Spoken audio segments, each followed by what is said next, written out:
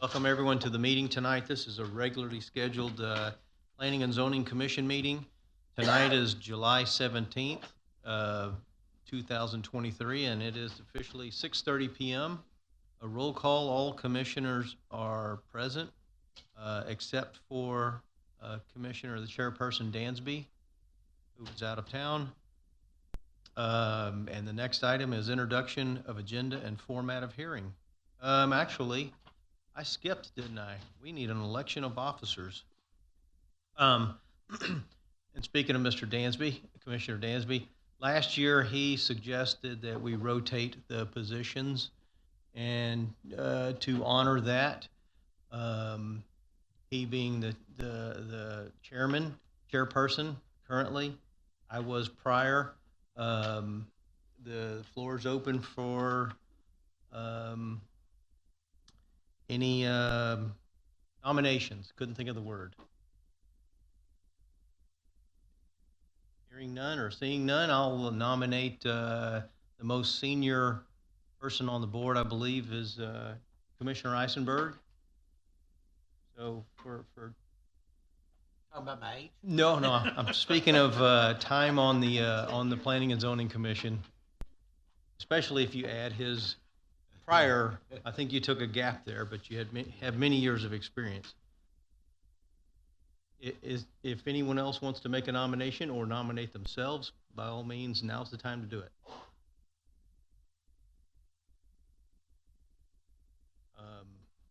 Do we need to vote if there's no one else? I'd appreciate a second, and yes, have a vote just in case there are 4 no's, and just have to keep on. Well, never this is know what'll Commissioner happen. Kuhn. I can second that notion for Commissioner Eisenberg to be the chairperson. All right. All those in favor, please signify by raising your right hand. It's a maybe. Okay. 5 and 1 abstention. 5-4. That brings us to the vice chair position, and I'd like to nominate Commissioner Hendricks.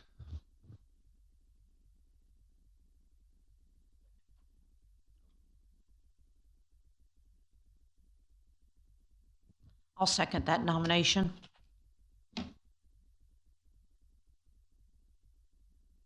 anyone else? All right. Call for this vote as well then. All those in favor of Commissioner Hendricks becoming vice chairperson, please raise your right hand. Measure passes unanimously. All right, so allow me to hand the gavel over. The writtens. Okay. We've already had the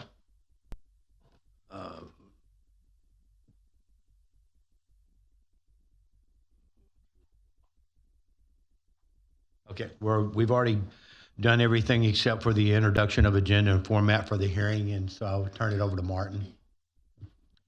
Thank you, Chair. So for tonight's hearings, we'll have a call to order followed by a staff report. Afterwards, we'll have an applicant's presentation. Then we'll have public comments in support or opposition of. At that time, please state your name and address for the record. Be brief and to the point within a 3-minute time frame. Following all of that, we'll have commission and staff discussion. The commission will vote to recommend approval as presented, approval with conditions, denial of the request. And then following that, City Council will have their consideration of the CUP case on Monday, August 14th.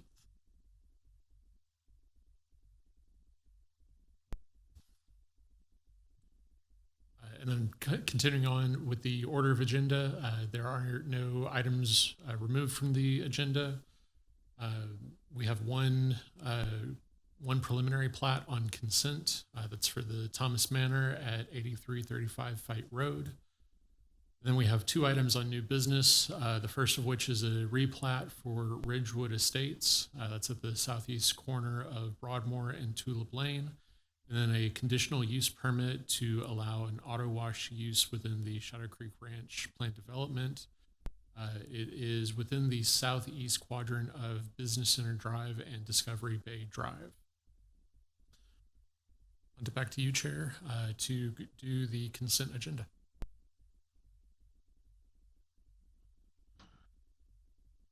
Okay, the first order of business is voting on the consent agenda, which we have one item. It's a consent agenda for possible action for plat 23-55, preliminary plat of Thomas Manor. Can I have a motion and a second? I motion we approve the consent agenda. I second Commissioner Hendrick's motion. Okay, now, on that, we don't have to open up for discussion or anything, correct? Correct. Okay. All in favor, say, raise your right hand. All opposed, same. The ayes have it. What is it, 6? 6-0. Unanimous. Moving on to new business.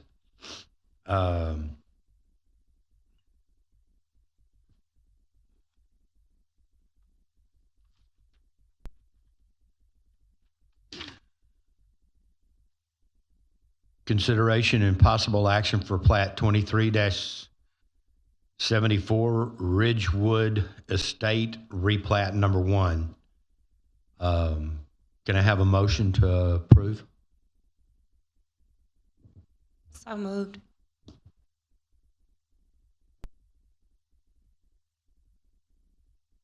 I'll second that motion. Okay. Staff report. Thank you, Chair. Let me introduce Florence Buaku to make this staff presentation. Florence, take it away. Thank you, Martin. Good evening, Chair and members of the Commission.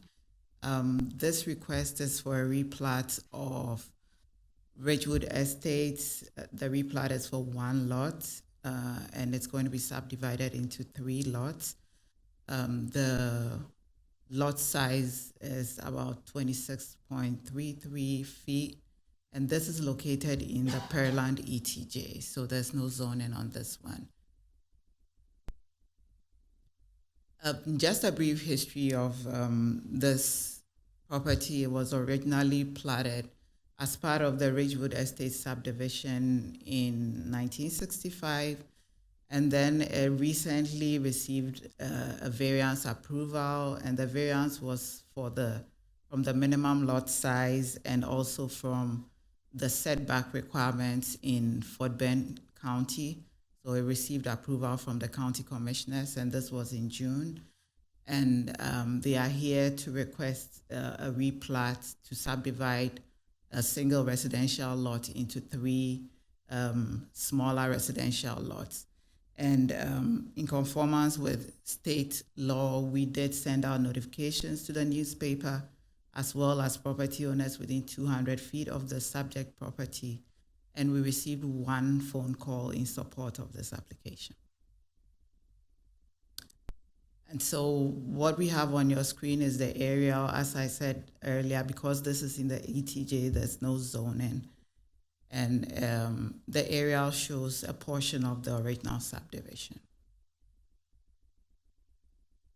The future land use for this property is low density residential.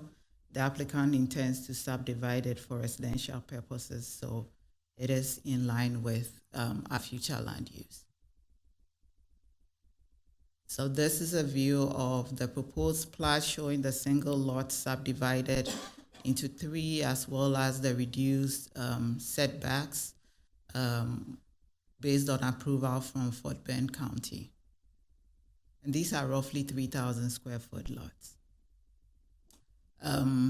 Staff has reviewed this based on the criteria outlined in the UDC, and also based on the fact that it's received that variance approval from Fort Bend County, and we've determined that it meets all the requirements for a replat, and as such, staff is recommending approval for the proposed replat.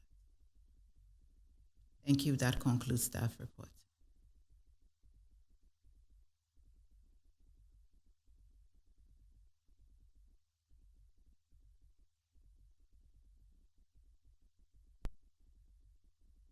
Is the applicant here for a presentation? Do you wish to present?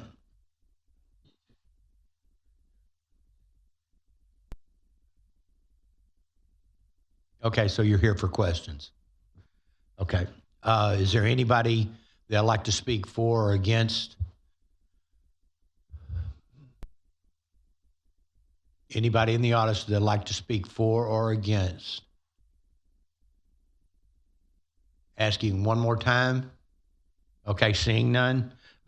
Is anybody on the commission here would like to speak? Okay, Jennifer. I have questions. I'm not very familiar with this area, but I assume that there is public utilities serving these lots. Right. So this lot has access to public water and sewer from Fort Bend County. Okay, great. That's what I just want to make sure they weren't on septic or well. No. That's it.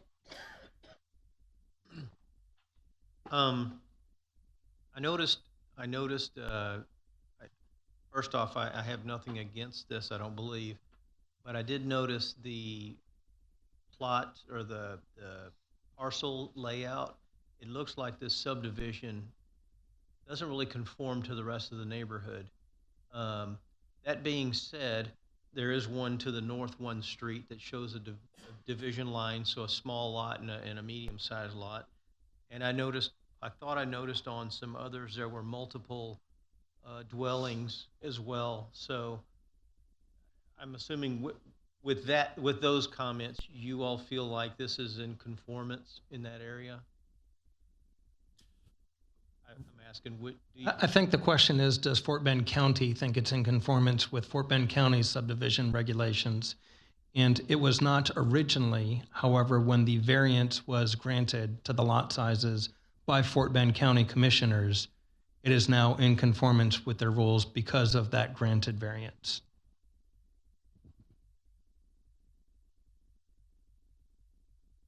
Right. Yeah. Yeah, the only thing I'd add on to that is that it's matching the character of how that area is now developing. So, it looks like it's in line with the future for that area. Thank you.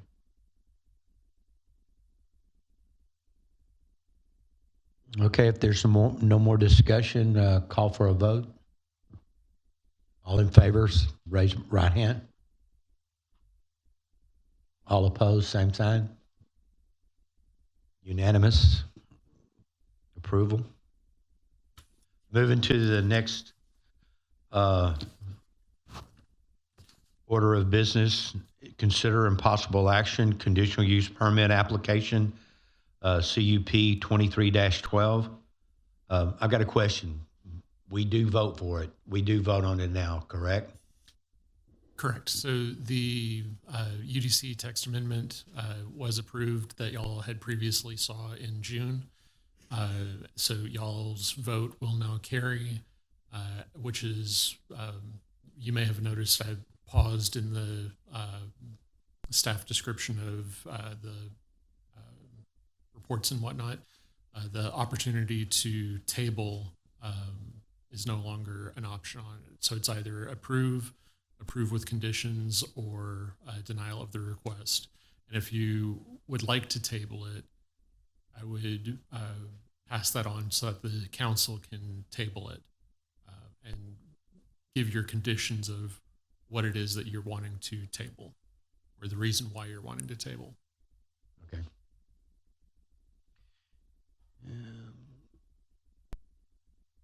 All right, can I have a motion to approve? Commissioner Fuertes, motion to approve. Second. Okay, staff report. Thank you, Chair. Let me introduce Samin Bazargan to provide the staff report. Samin, take it away. Thank you, Martin. Good evening, Chair and member of Commission. So this case is a CUP for an auto or express car wash within Shadow Creek PD for a property located at the south of Discovery Bay, east of Sam's Private Access, and east of Business Center Drive. The future land use designation for this property is 288 Gateway, which is intended for development with large offices, medical complexes, retail, and vertically integrated residential uses. So far, staff has not received any objections or any in favor calls or emails. So this is a map showing the zoning and aerial location of the property, and as you can see, this property and surrounding area located in Shadow Creek PD. The property is surrounded mostly by undeveloped land uses and also next to a shopping center on the east. And this is the map that shows the future land use designation. And as you can see, this property's future land use map designation is 288 Gateway. The aerial view, as you can see, shows the existing 1 mile radius of the subject property. Currently there are 2 express car washes within 1 mile, when one of them is not within the city limit. And there are 8 within 3 miles away from the subject property. And this is the site plan that shows the proposed car wash and also the landscaping. And these are the color renderings that show the building facade and material. The review criteria, as you can see and notice, the proposed CUP is not consistent with the comprehensive plan and future land use plan of 288 Gateway. Discovery Bay is designated as a secondary thoroughfare with sufficient width. The property has been platted before in 2012 and has access to water line. Conformity table shows whether the proposed use is in conformance with the criteria, including future land use map, intent of a zoning district, and also traffic control or any possible roadway adjustment. And it meets most of the criteria other than the future land use map. So staff finds that the proposed CUP does not meet the desired character of the 288 Gateway designation and also future land use map. Gateway 288 is mainly a designation for large office and medical complexes and complementary retail uses with vertically integrated residential uses. So for that reason, staff recommends denial of the requested CUP for the car wash. And that completes the staff report. Oh, I'm sorry. So in case if Planning and Zoning Commission recommend approval for this CUP, there will be some conditions that staff recommends. So here is a list of the conditions. So the proposed car wash has to be developed and be in conformance with the building material and the design that was proposed. The applicant should provide detail of the vacuum station structure, and also the site plan has to meet some of the requirements, including landscape screening. And also staff requests the vacuum system will be in an enclosed area and maintained inside the building. And that completes the staff report. Thank you.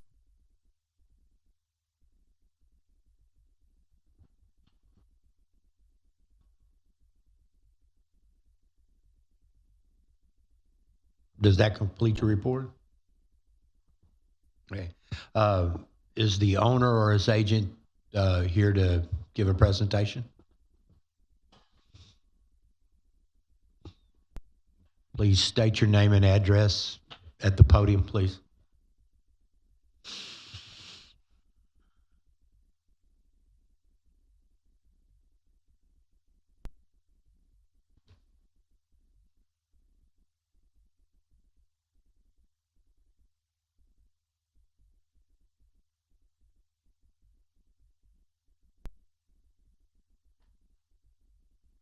Nothing to speak.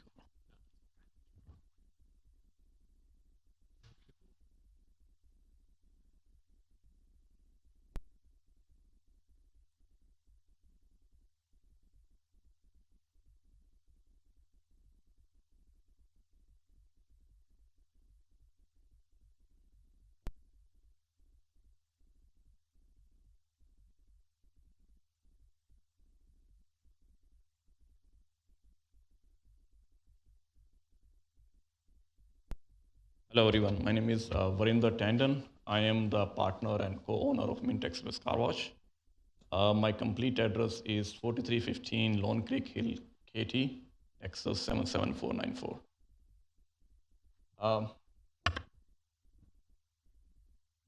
I just want to give you guys a brief description of Mint Express Car Wash. We were established in 2019, me and my partner Vinay Chabra. Currently, we have 2 locations, one in Bakar, Cyprus, and one is KT. The picture you guys are seeing on the right side is from our KT location. We are aiming to build 3 more locations by end of next year, including one of this location which we are planning to build in Pearland. We are still a small operation, owned and owned by family basically. The difference between us and many other car washes are, our customer-centric approach. Our staff is hired with the background checks, drug tests, and all that. Staff is specially trained to take care of customers. We do provide, and we are completely express model, which is basically the customer drives the car and, through our automated tunnel. And then if they have or they want to, they can do the vacuums and stuff like that. We use state-of-art chemicals, phosphorus-free chemicals. We use all the latest technologies to, recapture the water and clean the water and all that kind of stuff. Typically, a express car wash, has 7 to 10 employees. On a shift, typically, we'll have 3 or 4 employees, but in total, we have 7 to 10 employees. Other thing about Mint is, we are part of community wherever we go. We run our community programs, for example, food drive programs, and our staff is trained to help senior citizens and people in need and all that. And you guys can see our ratings in we were recently voted one of the best car wash in Cyprus area. This is, I think you guys already seen what we are proposing to build in Pearland. And this is the site plan. I do not have anything else on the presentation, but I want to make one correction maybe. Within 1 mile of our subjected property, those car washes are not express car washes. They are full service car washes. There's a huge difference between full serve car wash and express car wash. A full serve car wash will take you somewhere from 20 minutes to 40 minutes to wash your car. An express car wash takes you about 5 minutes to wash your car. And again, the minimum ticket size or minimum amount a customer has to pay at a full serve car wash is somewhere from $18 to $20. And we provide that service in around $10 per car wash. So that's the market opportunity we have here.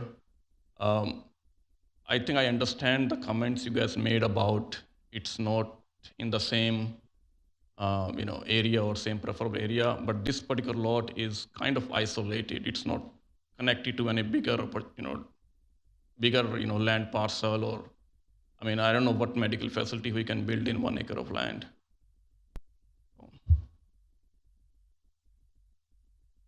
Any questions? Anything you guys want to ask? No. If that's your presentation. If we have any questions, we'll ask them of you later. Okay. Thank you. We have anybody wishing to speak for or against?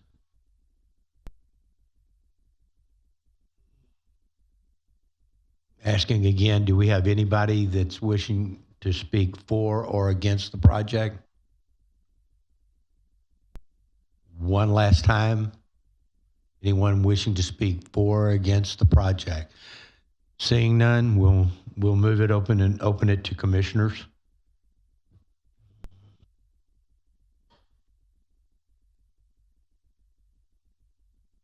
Okay, I'll go first. I have a few questions for you, Martin. What types of businesses would be ideal there? And is detention covered for this site? So detention is covered for this site because it's part of the Shadow Creek overall land plan. Of course, they'd have to provide access to or tie into whatever storm drain is within the development, but that is something that's taken care of for this site, so that way they're not going to have to eat away at the even more land for the development to take place. As far as what's an ideal land use out there, we typically let the market dictate what happens with land development. But there are a number of other commercial uses within that block. I mean, you have Sam's, you have some decent restaurants that are in that area. We've seen the cigar shop that recently had a conditional use permit approved at that center that's just to the right. I think that there are a number of opportunities to develop the property. It's just whether or not the development, the return on investment is what whoever the property owner is, and whether or not that return makes sense for them to develop. I guess because so it's not, y'all aren't recommending it to be approved. So I was just trying to figure out, are we wanting more retail there? I'm just trying to understand the reasoning. The 288 Gateway is mainly geared towards having a higher end commercial component to it. Typically, we wouldn't recommend for the 288 Gateway to have automotive uses within its designation. That's part of the reason why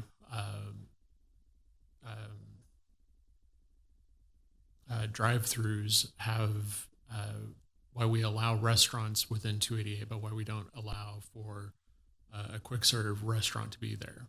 So that's one of the designations that council has approved that use to go in, but not necessarily all automotive dependent uses to go in there. And it's in order to maintain that higher quality. And the only reason why I'm asking is we have one down when you're going towards Costco. Mm-hmm. It's identical. Is that not the same classification? So one thing to keep in mind is the future land use designation is different from the zoning classification. So when I'm talking about the zoning classification for BP 288, that's the designation that does not allow for quick serve restaurants. But this being in Shadow Creek does allow for restaurants to come into play. So the question was a little off-put in how I responded to it, because the is both over the frontage of Shadow Creek along 288, and it was much further south all the way down to Costco and to all of those developments south of Broadway. Okay. That's it. And in that, you've got BP 288 zone property, you've got a number of planned developments, so each one of those is going to have its own particular quirks. Mm-hmm. Thank you. I wouldn't be in favor of this. I do agree. I don't think it conforms with the current character of where the proposed location would be. And I also don't think that we need any more car washes. And for as many that we saw existed in the 1 mile, 2 mile, and 3 mile radius, I think we have enough. And one of my concerns has become, and I'm not trying to control the market or what types of businesses come into Pearland, but I think that there could be better use for that location. I agree with staff for more of a commercial. And then I also am worrying, like, are we doing a character where we're doing car washes for every couple of neighborhoods, and that turns into their car wash for their certain area? That's not something that I would want to see. I feel like that about the car washes as well as storage. So for me, this would be a no. I again, not trying to dictate the market, but for this particular location, I just think that there could be better use of the space. And I know that's not what you wanted to hear, so I'm sorry.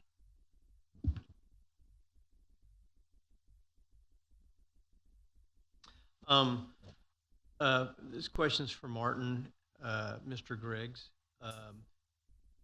And I know you've explained this to me before, and perhaps Lawrence may chime in. Shadow Creek Ranch falls under the land use plan of 1999, and I believe subsequently we put the CUP, I don't want to say restrictions, but the CUPs for automotive uses was after that, and that was for the entire city. So I'd love to hear, because my brain forgets and my skull is thick, if you could explain that to me again, why we even have a CUP discussion in Shadow Creek when they follow really a different set of rules than the rest of the city. Yeah, sure. So the history on that is that it was a reaction from development along Pearland Parkway that caused City Council to examine automotive uses in general and where they are allowed and not allowed. After that examination, they did some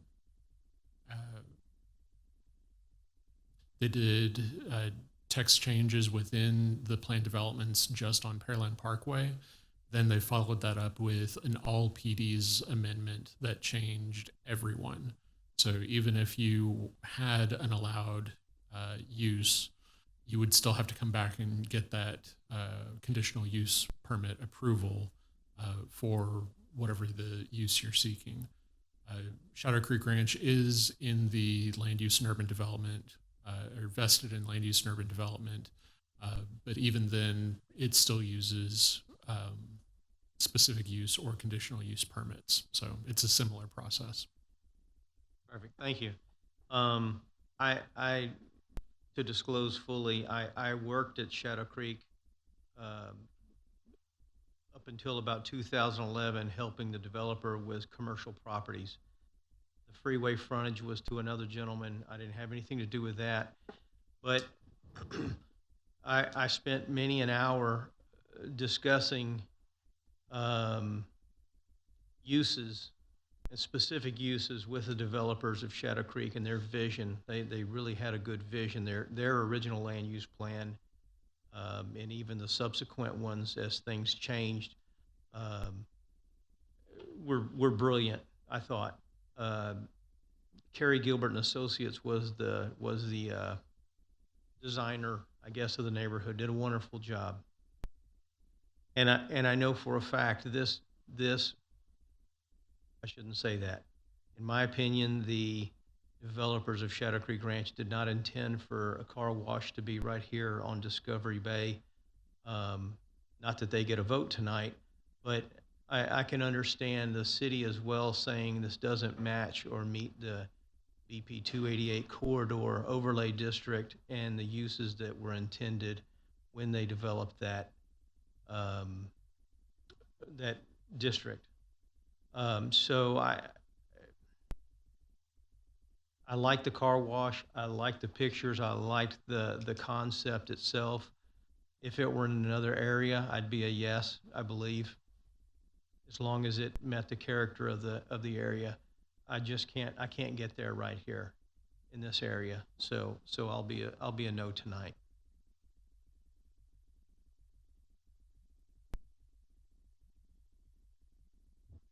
Commissioner McCatherine, my questions are for the applicant, so you may want to go back to the podium, please.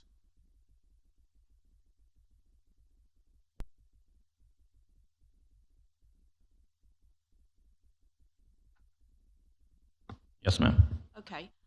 Pearland, as was mentioned earlier, has quite a few of express type car washes where you drive in and it's self-vacuum and that whole thing.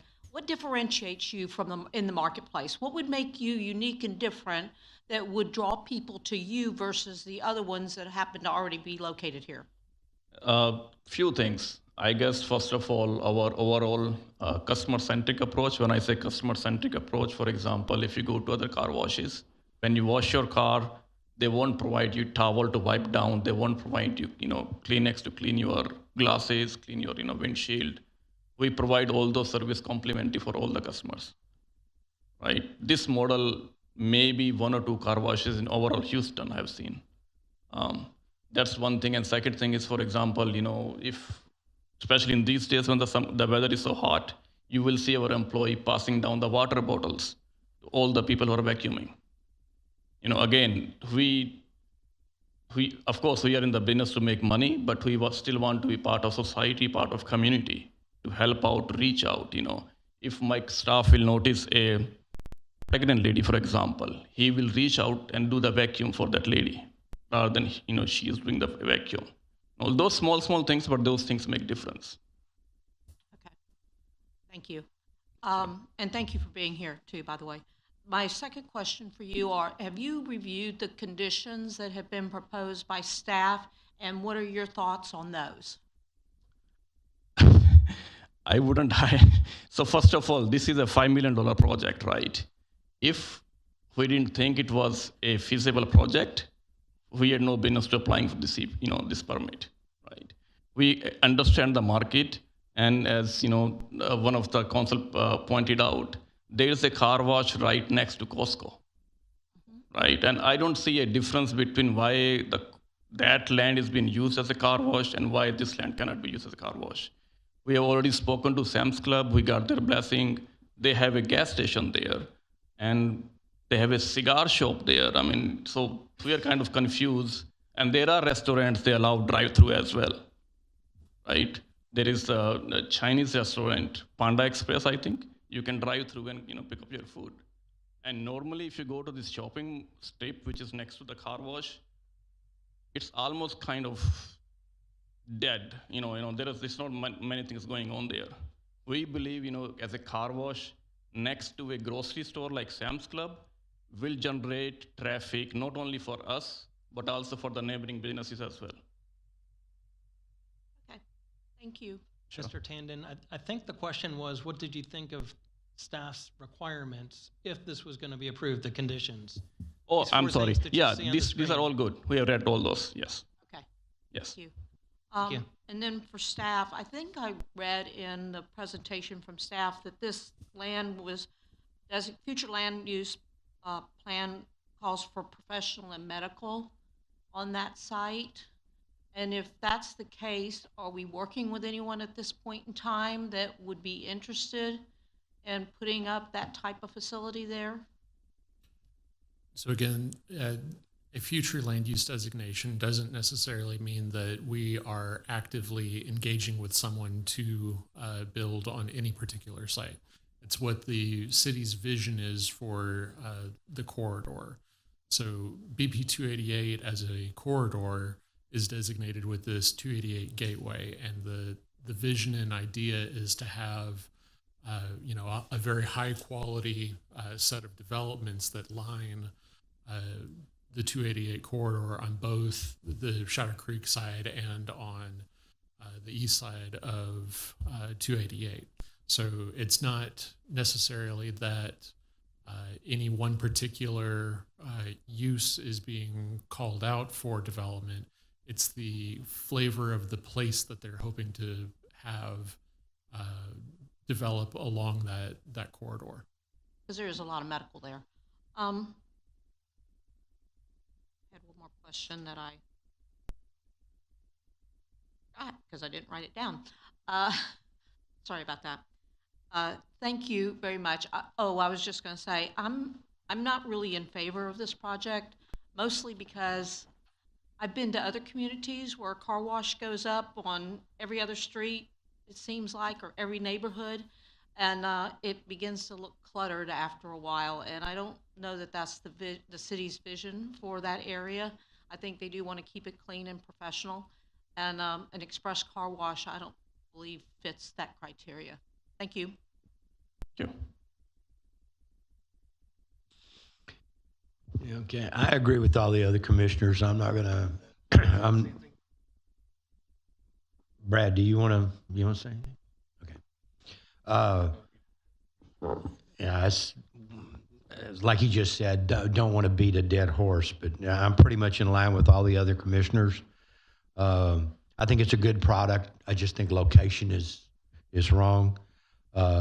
We've spent a lot of money on that corridor in order to have a certain look, aesthetic look as you come into the city, and I think that would distract from it. So, if that's all of commissions, we can call this to a vote. I had one more comment. I know when we said for the CUP moving forward, we all needed to vote and comment. So I just wanted to, I know he didn't get a chance, so I didn't know if for that we needed to make sure that on the record, everybody. We're actually, after one of the meetings that they had, we're actually required to have a recorded vote, just like we do on everything else now. Okay, so it doesn't have to be a comment, just a That's vote. right. Okay, gotcha. Thank you. Okay. Also, just out of All right. That being said, let's call for a vote. Everybody in favor of passing the CUP, raise your right hand. Everybody opposed, same sign. Okay, it's turned down by 6-0.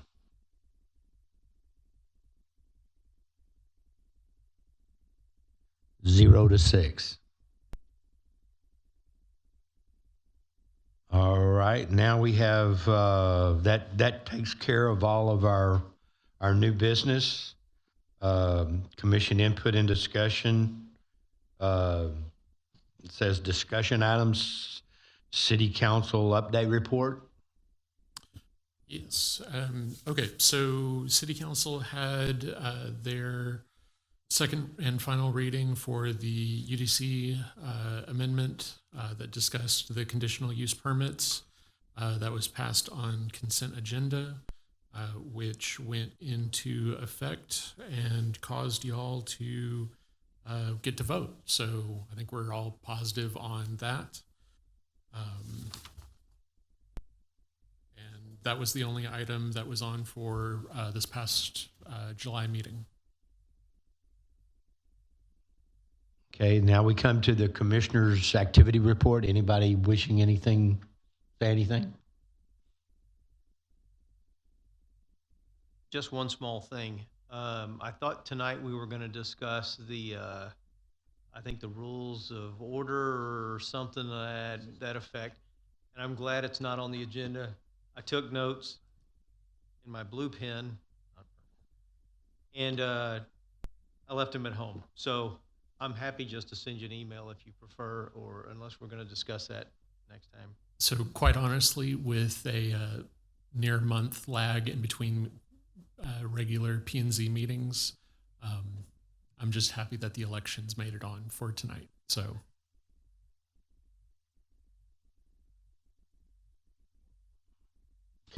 Okay, one thing that I wanted to bring up, and I need Lawrence's input on this.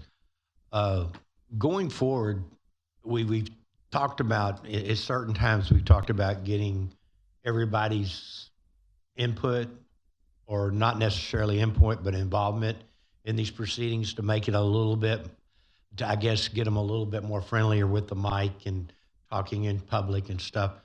Would it be out of line going forward for me to ask a commissioner to present consent agenda, present business one, action one, or does it need to still stay with the chair? It's similar to what the city council does. I'll review the P and Z rules of procedure and follow up with you Okay. by the next meeting. I believe it is possible for you to pass the mic, so to speak. The difficulty and the difference between city council and P and Z is city council has resolutions that are prepared ahead of time and available for the public to see so that people know what they are approving. So when somebody moves to approve, when they read that item in, they're approving the agenda, that they're approving the resolution that is adopted to the agenda or the ordinance that is adopted to the agenda. We don't have that action item, so to speak. So it is a little bit different, but it may be possible to do what you're asking. Okay. I just need to review the rules to make sure. All righty. That being said, our next P&Z meeting is going to be on August the 7th. Is there anybody that knows that they won't be able to attend? August 7th?